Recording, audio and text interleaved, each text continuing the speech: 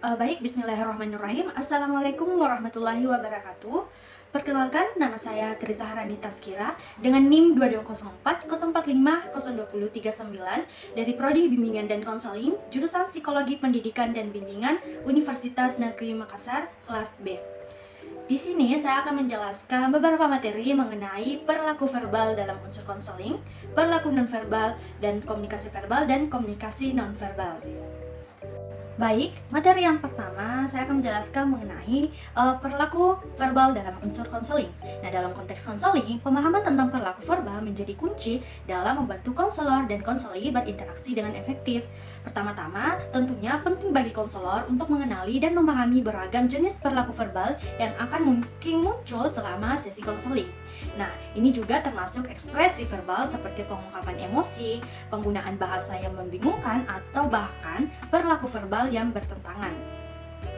Nah, kemudian dalam menjalankan konseling, konselor tentunya perlu mengembangkan keterampilan untuk memfasilitasi perilaku verbal yang konstruktif.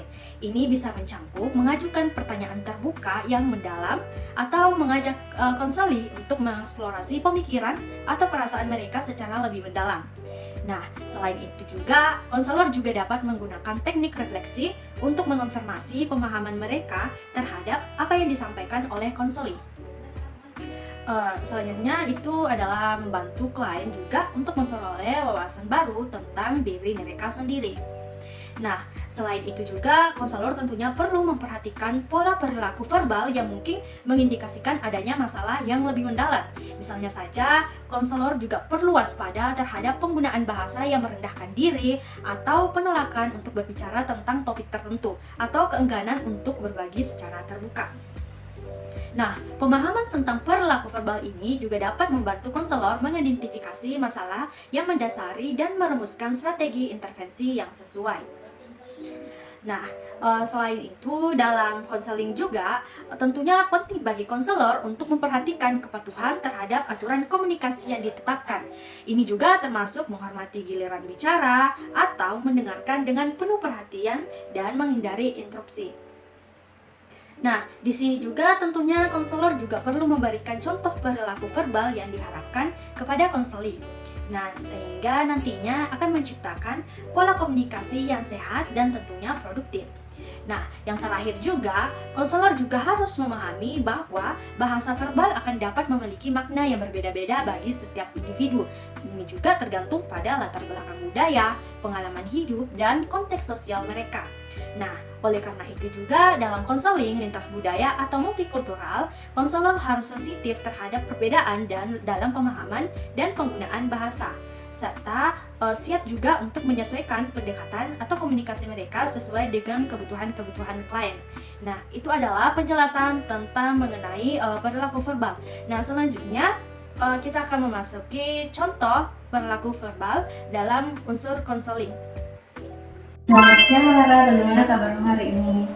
Selamat siang Ibu, akhir-akhir ini tuh Bu merasa stres dan bingung Ibu. Oke, terima kasih sudah mau bercerita sama Ibu. Tapi apa sih yang membuat kamu kayak merasa stres dan bingung akhir-akhir ini? Begini Bu, sekarang berada dalam situasi sulit dengan teman-temanku Bu. Mereka tuh sering Kak nolok-olok Ibu. Tapi apakah kamu pernah kayak berbicara tentang apa yang merasakan setelah dia mengeluk-eluk kamu? Sudah Bu pernah nggak bicara ke teman-teman Ibu, tapi kayaknya mereka tidak mau mendengarkan Bu dan sampai sekarang terus-menerus masih diolok-olok kamu sama mereka. Oke, Ibu mengerti Rara apa yang kamu rasakan ini. Jadi apakah kamu siap untuk mencari solusi dari masalah yang kamu hadapi? Saya siap Bu, Rara siap karena Rara ingin mengubah situasi seperti ini Bu. Ya bagus Rara, mungkin kita bisa memikirkan atau merencanakan strategi apa yang bisa kita lakukan dalam masalah ini. Jadi kita bisa memikirkan bagaimana caranya kamu ini bisa membangun hubungan komunikasi yang lebih bagus lagi kepada temanmu, atau jika tidak menginginkan, mungkin kamu bisa mencari kayak sekelompok teman yang bisa lebih mendukung terhadap kamu. Bagaimana? Itu kedengarannya bagus Bu, sarannya itu bagus. Rara siap sih Bu untuk melakukan apapun yang dapat membantu Rara Ibu. Oke, Ibu senang mendengar hal ini, Rara, jika kamu bersedia. Pokoknya nanti kamu jangan sungkan untuk menghubungi Ibu jika ada masalah seperti ini lagi ya. Oke baik, sebelumnya terima kasih banyak Ibu karena setelah bercerita dengan Ibu, Rara merasa agak sedikit lega Ibu. Ya, sama-sama Rara. Pokoknya nanti kalau kamu menghadapi masalah seperti ini lagi, kamu hubungi saja sama Ibu ya. Ibu. Yang kedua yaitu adalah perilaku nonverbal. Nah, perilaku nonverbal memainkan peran yang sangat signifikan dalam konteks konseling karena seringkali lebih kuat dalam menyampaikan pesan daripada kata-kata atau perilaku verbal. Nah, pertama-tama tentunya ekspresi wajah menjadi salah satu aspek penting dari perilaku nonverbal dalam konseling. Nah, konselor harus memperhatikan ekspresi wajah konseli untuk menangkap emosi yang mungkin tidak diungkapkan secara verbal. Misalnya saja, ekspresi wajah yang gelisah atau murung akan dapat mengindikasikan ketidaknyamanan atau kecemasan yang perlu ditangani dalam sesi konseling.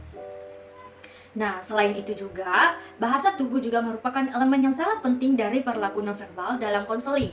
Gerakan tubuh seperti gestur, postur, dan jarak fisik dapat memberikan wawasan tambahan tentang perasaan dan keadaan emosional konseling. Nah, sebagai contoh, misalnya konseli yang meringkuk atau menarik diri secara fisik akan mungkin mengindikasikan perasaan ketidakamanan atau kebutuhan untuk privasi. Memahami bahasa tubuh konseli memungkinkan konselor untuk menyesuaikan pendekatan mereka agar sesuai dengan kebutuhan konseli dan akan menciptakan lingkungan yang mendukung untuk proses konseling. Selain itu juga, intonasi suara dan nada dalam komunikasi nonverbal juga dapat memberikan petunjuk penting dalam konseling. Konselor perlu memperhatikan perubahan dalam intonasi suara konseling, seperti nada yang bergetar atau terputus-putus yang mungkin menunjukkan tingkat stres atau ketegangan yang tinggi. Memahami nuansa dalam intonasi suara konseli dapat membantu konselor untuk menyelesaikan pendekatan mereka dan memberikan dukungan yang lebih efektif dalam mengatasi masalah yang dihadapan konseli. Nah, selain itu juga, kontak mata juga menjadi aspek yang penting dalam komunikasi nonverbal dalam konseling. Kontak mata yang tepat dapat membantu membangun rasa percaya diri antara konselor dan konseli, serta menunjukkan bahwa konselor benar-benar terlibat dan memperhatikan apa yang disampaikan oleh konseli. Namun, penting juga bagi konselor untuk memahami bahwa kontak mata yang berlebihan atau tidak tepat akan dapat membuat konseli merasa tidak nyaman atau terancam, sehingga memerlukan keseimbangan yang baik dalam praktik konseling. Nah, terakhir, lingkungan fisik juga dapat mempengaruhi komunikasi nonverbal dalam konseling. Menciptakan lingkungan yang nyaman, aman, dan terbuka dapat membantu klien konseli merasa lebih santai dan terbuka dalam proses konseling. Nah, selain itu, penempatan kursi, pencahayaan, dan dekorasi ruangan juga dapat mempengaruhi interaksi nonverbal antara konselor dan konseli. Oleh karena itu, konselor perlu memperhatikan lingkungan fisik saat merancang ruang konseling mereka untuk memastikan bahwa itu mendukung komunikasi yang efektif dan produktif. Nah, itulah tadi penjelasan mengenai perilaku nonverbal. Selanjutnya, kita akan memasuki contoh perilaku nonverbal dalam unsur konseling. Selamat siang Sarah, bagaimana kabarnya hari ini? Selamat siang Ibu, kabar baik Alhamdulillah. Terlihat sih kamu tersenyum, tapi dari tatapan mata kamu kayaknya ada yang mengganggumu. Apakah kamu ingin bercerita tentang hal itu? Tidak Bu, Sarah baik-baik saja Ibu. Sarah, dari tadi Ibu memperhatikan, kamu tadi selalu menghindari kontak mata sama Ibu. Jika ada yang mengganggumu, kamu bisa bercerita sama Ibu. Tapi jika kamu merasa tidak siap atau tidak nyaman untuk bercerita sekarang, tidak apa-apa. Tapi ingat, Ibu di sini akan mendengar kamu dan akan membantumu. Jadi begini Bu, Sarah akhir-akhir ini mengalami masalah dengan teman-teman sekelas Sarah Ibu. Oh, jadi begitu. Oke, baik. Terima kasih Sarah sudah mau terbuka sama Ibu. Mungkin Sarah bisa menceritakan lebih lanjut tentang masalah kamu supaya Ibu bisa nanti membantu kamu nantinya.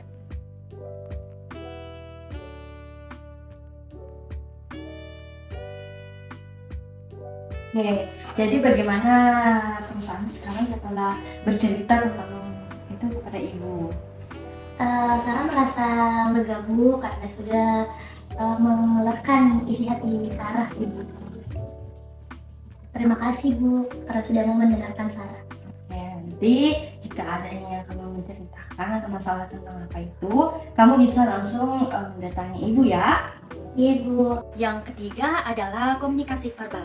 Nah, komunikasi verbal memainkan peran sentral dalam unsur konseling, membentuk dasar dari interaksi antara konselor dan konseling. Nah, tentunya pertama-tama dalam konteks konseling, kemampuan mendengarkan dengan penuh perhatian menjadi kunci. Konselor harus mampu mendengarkan secara aktif, mengarahkan perhatian mereka sepenuhnya pada apa yang dikatakan oleh konseling tanpa gangguan atau distraksi. Nah, mendengarkan dengan penuh perhatian akan membantu konselor untuk memahami masalah yang dihadapi konseli dengan lebih baik, menciptakan kesempatan untuk memperoleh wawasan yang lebih baik dalam tentang pengalaman mereka dan perasaan mereka.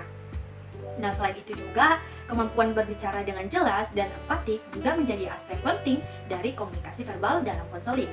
Nah, tentunya konselor perlu mampu mengungkapkan diri mereka sendiri dengan tepat dan mengartikulasikan pemahaman mereka tentang masalah yang dihadapi konseli dengan cara menghormati dan empati. Nah, bahasa yang digunakan haruslah sesuai dengan tingkat pemahaman konseli, menghindari penggunaan kata-kata yang membingungkan atau membuat konseli merasa tidak nyaman. Nah, selanjutnya, dalam komunikasi verbal, konselor tentunya harus memperhatikan teknik pengajuan pertanyaan yang efektif. Pertanyaan terbuka yang mendorong konseli untuk menjelaskan pikiran, perasaan, dan pengalaman mereka dengan lebih rinci seringkali lebih bermanfaat daripada pertanyaan tertutup yang hanya membutuhkan jawaban singkat. Nah, dengan menggunakan pertanyaan terbuka, konselor dapat membantu konseli untuk mengeksplorasi dan mengartikulasikan masalah mereka dengan lebih baik, memperluas pemahaman mereka tentang situasi yang dihadapi. Nah, selanjutnya, selain itu, refleksi merupakan teknik komunikasi verbal yang penting dalam konseli. Dengan merumuskan kembali apa yang dikatakan oleh konseli dengan kata-kata mereka sendiri, konselor dapat mengonfirmasi pemahaman mereka tentang pengalaman dan perasaan konseli, serta membantu konseli untuk memperoleh wawasan baru tentang diri mereka sendiri. Nah, refleksi yang akurat dan empatik juga dapat membantu memperkuat hubungan antara konselor dan konseli, menciptakan rasa saling pengertian dan dukungan yang kuat. Nah, selanjutnya yaitu umpan balik. Nah, umpan balik yang konstruktif juga merupakan bagian penting dari komunikasi verbal dalam konseling. Konselor tentunya perlu mampu memberikan umpan balik yang jujur dan mendukung terhadap apa yang dikatakan oleh konseli. Ini bisa membantu mereka untuk melihat masalah dari sudut pandang yang berbeda dan mengembangkan wawasan baru. Nah, tentunya umpan balik yang diberikan dengan penuh kehati-hatian dan kepekaan juga bisa membantu konseli ini untuk merasa didukung dan dipahami dalam proses konseling.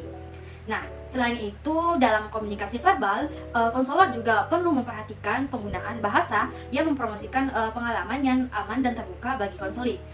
Tentunya bahasa yang tidak menghakimi, mendukung, dan empatik akan juga mampu membantu menciptakan lingkungan di mana konseli ini akan merasa nyaman untuk berbagi pengalaman mereka tanpa takut dihakimi atau dievaluasi. Konselor juga tentunya harus memperhatikan bagaimana bahasa mereka dapat mempengaruhi persepsi dan emosi konseli, menghindari penggunaan kata-kata yang mungkin menimbulkan kecemasan atau ketidaknyamanan. Nah, selanjutnya, memahami keberagamaan dalam bahasa dan budaya juga merupakan aspek penting dari komunikasi verbal dalam konseling. Konselor tentunya harus menyadari bahwa pengalaman dan pemahaman tentang bahasa akan dapat berbeda antara individu, tergantung pada latar belakang budaya, pengalaman hidup, dan konteks sosial mereka. Nah, oleh karena itu, konselor harus bersikap sensitif terhadap perbedaan dalam pemahaman dan penggunaan bahasa, serta siap juga untuk menyesuaikan pendekatan komunikasi mereka sesuai dengan kebutuhan klien. Nah, selain itu juga komunikasi verbal dalam konseling akan juga melibatkan kemampuan untuk menetapkan dan menegakkan batasan-batasan yang sehat. Nah, konselor juga harus perlu mampu mengkomunikasikan aturan dan harapan secara jelas kepada konseli serta mengklarifikasi batasan profesional yang ada. Hal ini penting untuk menjaga integritas proses konseling dan memastikan bahwa hubungan antara konselor dan konseli ini tetap berfokus pada kepentingan konseli. Nah, terakhir, dalam komunikasi verbal, konselor juga harus memperhatikan bagaimana mereka menggunakan suara dan intonasi mereka. Nah, suara yang tenang, stabil, dan ramah akan dapat menciptakan lingkungan yang mendukung dan menenangkan bagi konseli. Nah, di sisi lain juga, suara yang keras atau tergesa-gesa mungkin akan membuat konseli ini merasa tidak nyaman atau terganggu. Nah, oleh karena itu, konselor juga harus memperhatikan bagaimana penggunaan suara mereka ini dapat mempengaruhi interaksi dengan konseli dan mengadaptasi gaya komunikasi mereka sesuai dengan kebutuhan individu. Nah, dengan memperhatikan berbagai aspek komunikasi verbal dalam konseling ini, tentunya konselor dapat membangun hubungan yang kuat dengan konseli, memberikan dukungan yang efektif, dan memfasilitasi proses konseling yang produktif dan bermakna. Nah, komunikasi verbal yang baik akan bisa membantu menciptakan lingkungan yang mendukung pertumbuhan dan perubahan positif bagi konseli. Nah, membantu mereka untuk mengatasi masalah dan mencapai tujuan mereka dalam proses konseling. Nah, selanjutnya apa sih perbedaan antara perilaku verbal dan komunikasi verbal? Nah, perbedaan antara perilaku verbal dan komunikasi verbal ini terletak pada fokus dan cakupan. Kalau perilaku verbal ini mencakup segala bentuk interaksi yang melibatkan penggunaan kata-kata.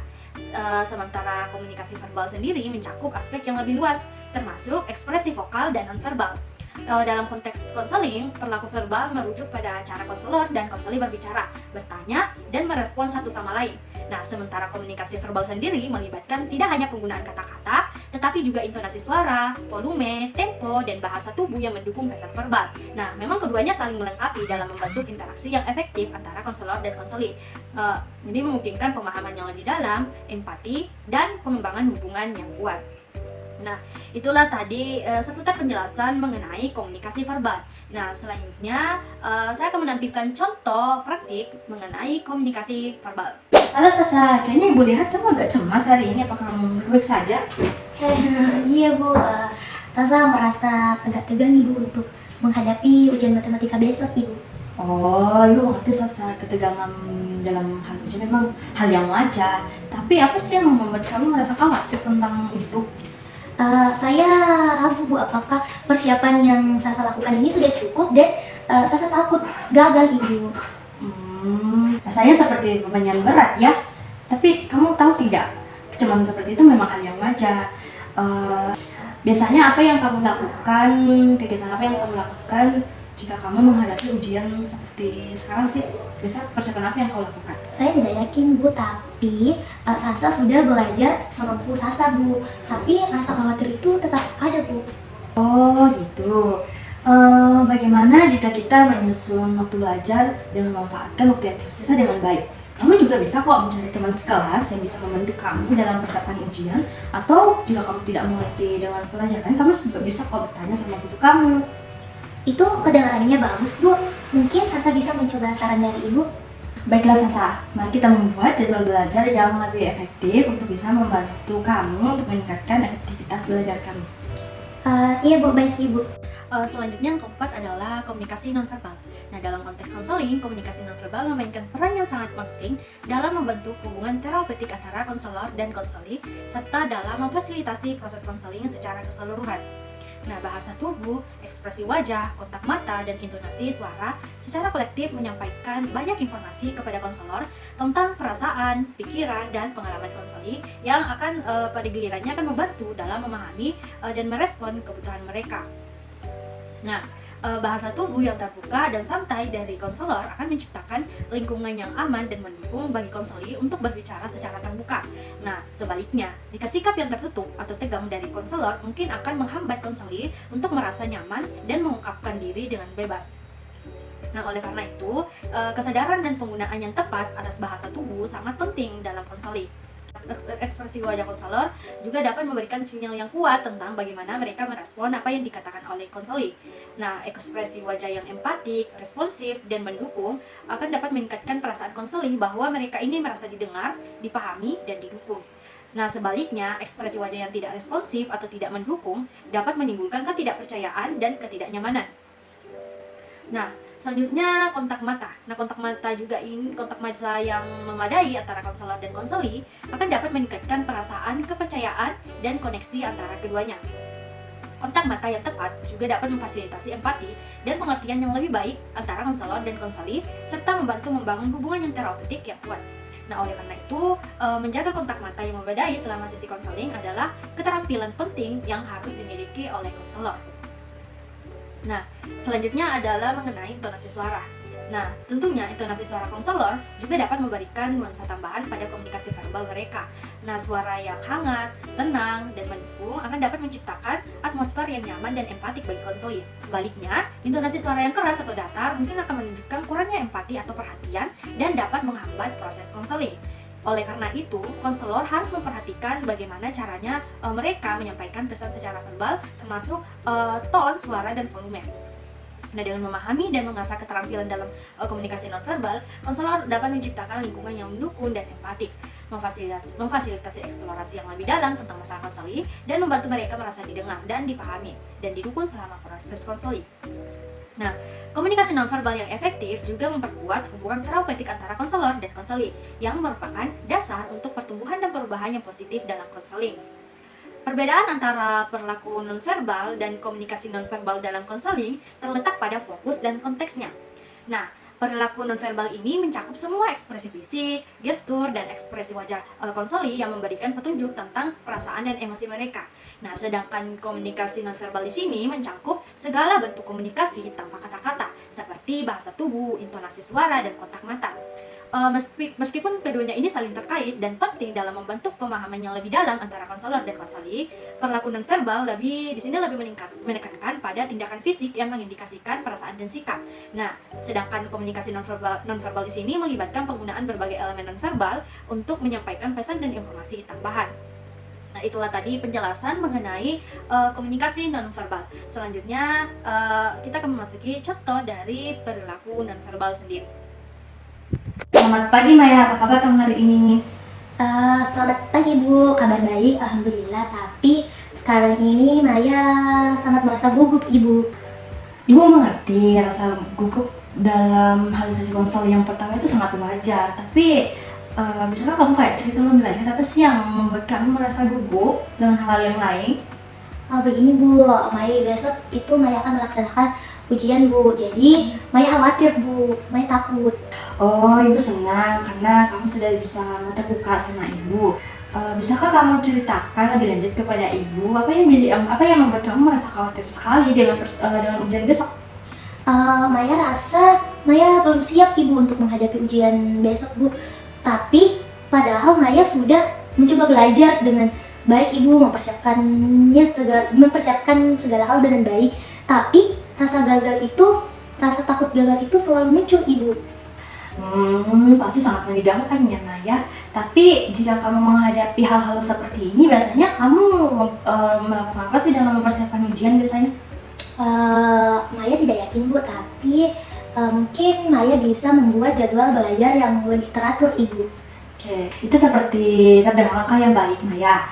Mungkin kamu juga bisa kok mencoba mencari teman yang bisa membantu kamu dalam mempersiapkan ujian. Kamu juga bisa kok membuat jadwal bersama ibu untuk mempersiapkan ujian besok. Iya Bu, terima kasih Bu atas sarannya. Iya, sama-sama. Nah Maya, kamu bisa kok jika punya masalah atau hal seperti ini, kamu bisa datang ke ibu. Jadi mungkin sekarang kita bisa menyusun jadwal belajar yang baik untuk persiapan ujian kamu besok. Oh iya, bisa Bu, baik. Baiklah, itulah penyampaian materi dari saya. Mohon maaf apabila ada perkataan atau ucapan yang salah dari pembawaan materi tadi. Wabillahi taufik wal hidayah. Wassalamualaikum warahmatullahi wabarakatuh. Terima kasih.